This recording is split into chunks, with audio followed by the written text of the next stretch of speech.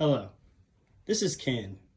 Kane is just like you and me, except for the fact that he has terrible teeth. Sorry, what I meant to say is that he is unable to receive dental care as a result of where he lives. Biloxi, Mississippi. Biloxi, Mississippi is ranked nationally as one of the worst places in the United States when it comes to oral health.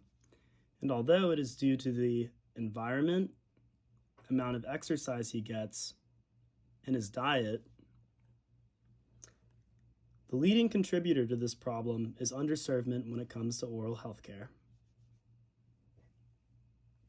The problem isn't one that's specific to Kane, for that matter, or even Biloxi. According to dentally.org, 43% of rural Americans do not have access to oral health care, while in other suburban, more populated places, there's a surplus. So how do we resolve this issue of disparity? One solution is through debt forgiveness programs and tax breaks, in which dental graduates and already prominent dentists are prompted to relocate into rural areas with the promise of taxes being cut or their student debts being alleviated. There have been a couple experiments conducted in which they have employed this tactic by having dentists still paying student loans move out to rural areas in need of care, and in turn offering relief with their payments. This idea has proved successful through these experiments, as almost all dental graduates have some form of debt from school, some graduating with hundreds of thousands of dollars in payments. However, this would also prove to be very expensive for the government to pay these individuals to move out into rural America, and is definitely not something that is feasible in terms of local governance. So what else could we do? Another solution that would be beneficial would be to persuade people using the business side of it.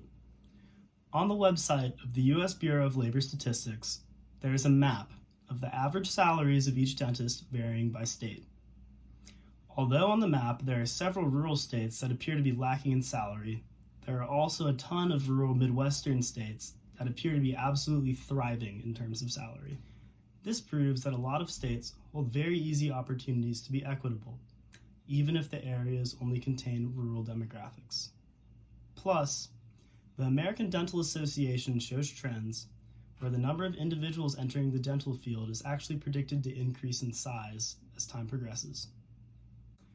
Since the coronavirus pandemic, the number of dentists owning and actively opening new practices has decreased.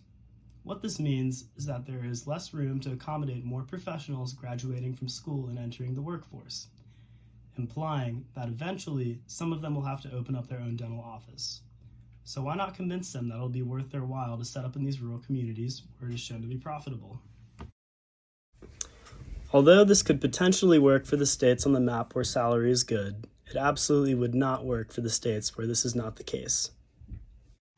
My final, and arguably most beneficial solution would be to open up more dental schools.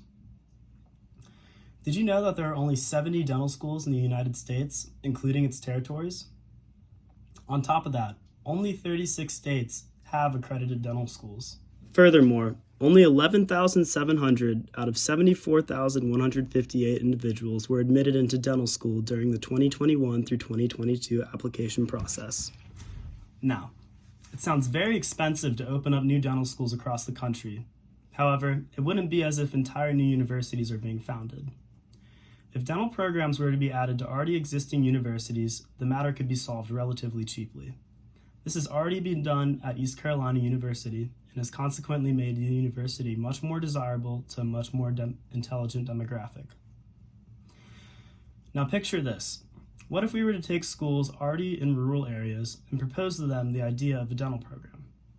With the competition for getting into the program nationally, it would certainly be guaranteed that these schools would have a surplus of applicants.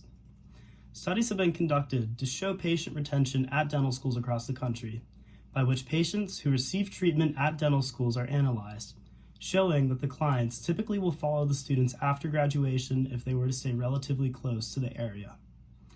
This means that a strong patient base will provide a connection to the graduate, prompting them to stay in the rural area.